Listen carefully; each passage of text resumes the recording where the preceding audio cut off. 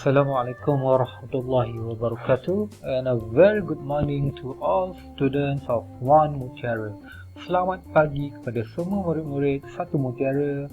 How are you today? I hope you are fine with your family.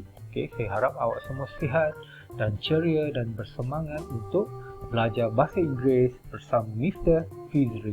Okay, before that, I want to wish you congratulations for yesterday's homework. Okay, saya nak ucapkan tahniah sebab semalam homework semalam ramai yang hantar rakaman suara.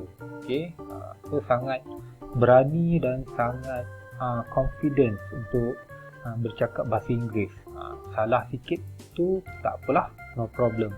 Yang penting berani. Okay, alright. So today is Monday. Monday, Monday, 2nd August 2021. Okay, look at the pictures here. Okay, nampak tak gambar apa ni? Okay, we have orange, apple, sandwich, milk, and ada bekas. Ini nama dia lunch box. Okay, lunch box. Okay, lunch box ataupun bahasa Melayu dia bekal lah. Bekal makanan yang kamu bawa ke sekolah. Alright. So,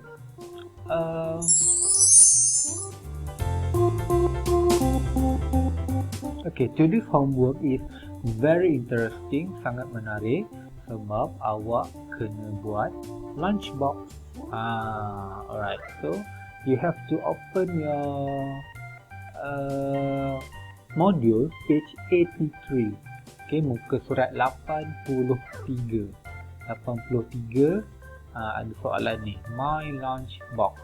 Okay, sebelum tu sila tulislah day, Monday, M-O-N-D-A-Y, Monday, date 2nd August 2021, and then choose your lunch by sticking the pictures in cutout 8 in the lunch box below.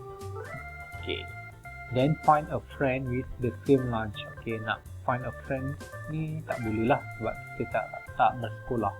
So dia cakap dia suruh buat lunch, makanan tengah hari awak. Okay, dengan menampal gambar daripada cut out 8. Inilah muka surat cut out 8 ni berada di muka surat 113. Okay, dekat bahagian belakang modul. Okay, so kena pilih nak bawa lunch box apa ke sekolah. What food you want to bring in your lunch box to school? Apa bekal makanan nak dibawa ke sekolah? Okay, so we look at the lunch box. We have 4 column, 1, 2, 3, 4. Okay, 4 columns meaning that we have to choose 4 foods. Okay, kena pilih 4 makanan sahaja. So tak boleh lah nak gunting semua ni, no, cannot. Okay, pilihlah 4 makanan yang awak suka, 4 foods that you like most, and then you cut and paste it here. Okay, for example, if I have to choose, kalau saya kena pilih, I will choose juice. Okay, first saya akan pilih juice, and this one I cut, color dulu, and then I cut and I will paste it here. And then I will bring sandwich. Okay, I will color the sandwich and cut and paste it here. And then I like to eat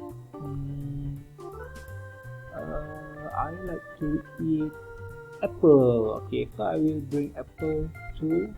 Okay, I color and cut apple. And then also I will bring a cake. So I will color the cake and cut and paste it here. So that is my lunch box. Okay, so what is your lunch box? Okay, so itu sajalah. You just have to color, cut and paste. Tak ada tulis-tulis lah. Hari ni tak perlu tulis-tulis. Cuma potong tampal sahaja. Okay, very easy and very simple. I hope you can do this. Okay, sangat senang. Saya harap semua murid boleh buat. Okay, so after you have finished, please take picture and WhatsApp to Mr. Fizri, and see you again. Okay, goodbye.